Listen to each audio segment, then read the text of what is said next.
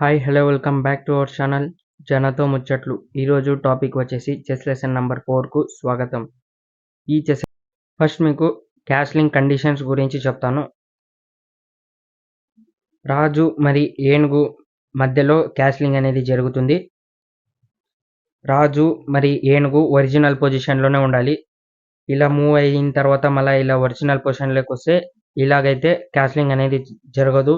రాజు కానివ్వండి ఏనుగు కానివ్వండి ఒరిజినల్ పొజిషన్లోనే ఉండాలి. ఇలా మూవ్ అయ్యి వెనకాలకి వచ్చినప్పుడు క్యాస్లింగ్ అనేది అవ్వదు. అది కండిషన్ నెంబర్ 1. కండిషన్ నెంబర్ 2 వచ్చేసి రాజుకు మరి ఏనుగుకు ఇలా మిడిల్లో ఎటువంటి పీస్ కూడా ఉండకూడదు. ఎగ్జాంపుల్గా గుర్రం కానివ్వండి శకుటం కానివ్వండి ఇటు సైడ్ మంత్రి కానివ్వండి శకుటం గుర్రం ఇలా ఫుల్ ఖాళీగా ఉండాలి. ఎటువంటి పీస్ కూడా ఉండకూడదు. ఇది సెకండ్ కండిషన్. థర్డ్ కండిషన్ వచ్చేసి రాజుకు ఎటువంటి పీస్ కూడా అపోనెంట్ సైడ్ వాళ్ళు చెక్ పెట్టినప్పుడు కానీ క్యాస్లింగ్ జరగదు. ఎగ్జాంపుల్ మీకు చూపిస్తాను. ఇక్కడ శకుటంతో నుంచి ఇలా రాజుకు చెక్ అవుతుంది. ఇలాంటి కండిషన్లో క్యాస్లింగ్ అనేది అవ్వదు. అందుకోసం మన రాజుకు క్యాస్లింగ్ అయ్యే మూమెంట్లో చెక్ రాకోకున్నట్ల మనం జాగ్రత్త పడాలి. ఫోర్త్ మీకు ఇప్పుడు లెఫ్ట్ సైడ్ క్యాస్లింగ్ అనేది చూపిస్తాను. ఎప్పుడైనా కానివ్వండి రాజుకు ఎందుకు మనం ఇలా ఒకే బాక్స్ ముందుకు వెళ్ళిన తర్వాత ఏనుగు ఎందుకు ఇక్కడ రాదు అనేది డౌట్ వస్తుంది చాలామందికి. ఇక్కడ ఎందుకు రాకూడదు అని. ఎందుకంటే రాజుకు పవర్స్ ఎక్కువ ఉంటాయి కాబట్టి ఏనుగుకు పవర్స్ తక్కువ ఉంటాయి. పవర్ ఎక్కువ ఉన్న దానిపైన పవర్స్ తక్కువ ఉన్నది ఎక్కువ జంప్ చేయలేదు కాబట్టి మనం పవర్స్ తక్కువ ఉంది కాబట్టి దీని దగ్గరికి వెళ్తే ఒక్క బాక్స్ మాత్రమే ఇది ఇలా జంప్ అవుతుంది. అప్పుడు దీన్ని క్యాస్లింగ్ అంటారు. ఇటు సైడ్ కూడా అలాగే చేయొచ్చు. అందుకని ఇలా ఏనుగు ఉండేటువంటి పొజిషన్ బాక్స్ పక్కలోకే మనం వెళ్తాం. ఇక్కడ సైడ్ కూడా అంతే ఇలా వెళ్తాము. ఇలా క్యాస్లింగ్ అవుతుంది అంతే. ఏనుగుకు సింపుల్గా ఉండాలి. ఎందుకంటే దానికి పవర్స్ తక్కువ ఉంటాయి కాబట్టి ఎక్కువ ముందుకు జంప్ చేయలేదు. అదే రూల్ మీద ఇలా క్యాస్లింగ్ చేసుకుంటాం. దీన్ని క్యాస్లింగ్ లాంగ్వేజ్ని ఎలా రాసుకున్నాలనేది ఇప్పుడు చెప్తాను మీకు. ఇక్కడ 1 2 3 బాక్సెస్, ఇక్కడ జంప్ అయ్యేది 1 2 బాక్సెస్. ఇక్కడ నుంచి ఇది ఉండేటువంటి పొజిషన్ కౌంట్ చేయం.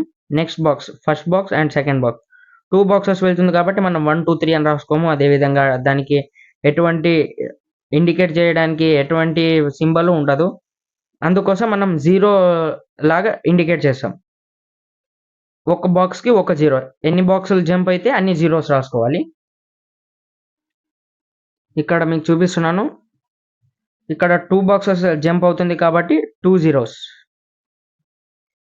ఇక్కడ 3 బాక్సెస్ జంప్ అవుతుంది కాబట్టి 3 జీరోస్. క్లియర్ కట్ ఐడియా వచ్చింది అనుకుంటున్నా. ఎటువంటి డౌట్స్ ఉన్నా కూడా కామెంట్లో అడగండి. నెక్స్ట్ వచ్చేసి అపసౌండ్ రూల్. ఈ అపసౌండ్ రూల్ ఎలా యూజ్ చేయాలి, ఇది ఎలా లాంగ్వేజ్లో రాసుకోవాలి అనేది ఇప్పుడు మీకు వివరంగా చెప్తాను. ఇక్కడ మన సిపాయ్, అదేవిధంగా ఇక్కడ ఉండేటువంటి ఆపోనెంట్ సైడ్ వాళ్ళ సిపాయ్. ఇక్కడ మన సిపాయ్ ఒరిజినల్ పొజిషన్లో ఉంది. ఇక్కడ వాళ్ళ సిపాయ్ ఆల్రెడీ 2 బాక్సెస్ జంప్ అయి థర్డ్ బాక్స్లోకి ఎంటర్ అయ్యింది. ఇప్పుడు మనం ఏం చేస్తామంటే ఇలా 1 బాక్స్ కానివ్వండి ఇలా 2 బాక్స్ కానివ్వండి మూవ్ చేసుకోవడానికి మనకు ఆప్షన్ ఉంటుంది. అది మన చాయిస్. మనం ఇక్కడ ఒక బాక్స్ జరిపినా ఇక్కడ వీళ్ళు అలా అటాక్ చేసేస్తారు. అదేవిధంగా మనం సెకండ్ బాక్స్కు జంప్ అయినా ఇక్కడ అపసౌండ్ రూల్ యూజ్ చేయాలి. అపసౌండ్ రూల్ ఎలా అంటే అపోనెంట్ సైడ్ వాళ్ళు అనుకుంటారు మనం ఇక్కడ జంప్ అయినా కూడా వాళ్ళు ఇక్కడే ఉన్నారని ఇలా అటాక్ చేస్తారు. అట్లా మనం ఇక్కడే ఉన్నాం అనుకొని ఇలా అటాక్ చేయొచ్చు. ఇది అపసౌండ్ రూల్. క్లియర్ కట్ ఐడియా వచ్చింది అనుకుంటున్నా. మనం ఇక్కడ నుంచి ఇక్కడకు జంప్ అయినా కూడా అపోనెంట్ సైడ్ వాళ్ళు ఇక్కడ స్టాప్ అయినాం అనుకొని వాళ్ళు ఇలా క్యాప్చర్ చేస్తారు. ఇదే అపసౌండ్ రూల్ అంటారు. అర్థమైంది అనుకుంటున్నా. మళ్ళీ ఇంకోసారి చూపిస్తున్నాను మీకు.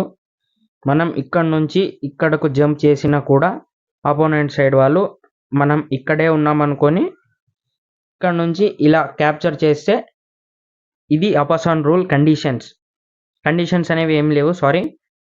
ఇది అపసాన్ రూల్. దీన్ని ఎలా రాసుకోవాలి ఇప్పుడు చెప్తాను మీకు.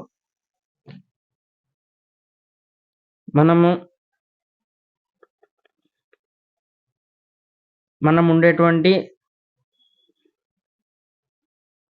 అపసాన్ రూల్లో మాత్రం మనం ఉండేటువంటి పొజిషన్ మరి క్యాప్చర్ చేసిన పొజిషన్ కాలం మరి రో కూడా ఇండికేట్ చేయాలి. దీంట్లో ఉండేటువంటి పొజిషన్లో కాలం ఒకటే రాసుకోవాలి. తర్వాత క్యాప్చర్ చేసినటువంటి పొజిషన్లో కాలం మరి రో కూడా యాడ్ చేసుకోవాలి. మనం ఉండేటువంటి కాలం హెచ్ కాలం, క్యాప్చర్ అయ్యేటువంటి కాలం G3 కాలం, G రో 3 రో థర్డ్ రో G3. అర్థమైంది అనుకుంటున్నా. ఉండేటువంటి కాలం హెచ్ ఇంటూ అంటే క్యాప్చర్ అయింది కాబట్టి ఇంటూ G కాలం third row H into G3 అపసాన్ లాంగ్వేజ్లో రాసుకోవాలి. హెచ్ ఇంటూ G3 ఇది అపసాన్ రూల్లో లాంగ్వేజ్లో ఇదే విధంగా రాసుకుంటాం. ఎటువంటి సింబల్ కానీ ఎటువంటిది ఏమీ ఉండదు. మీకు చాలా క్లియర్ కట్ ఐడియా వచ్చింది అనుకుంటున్నా.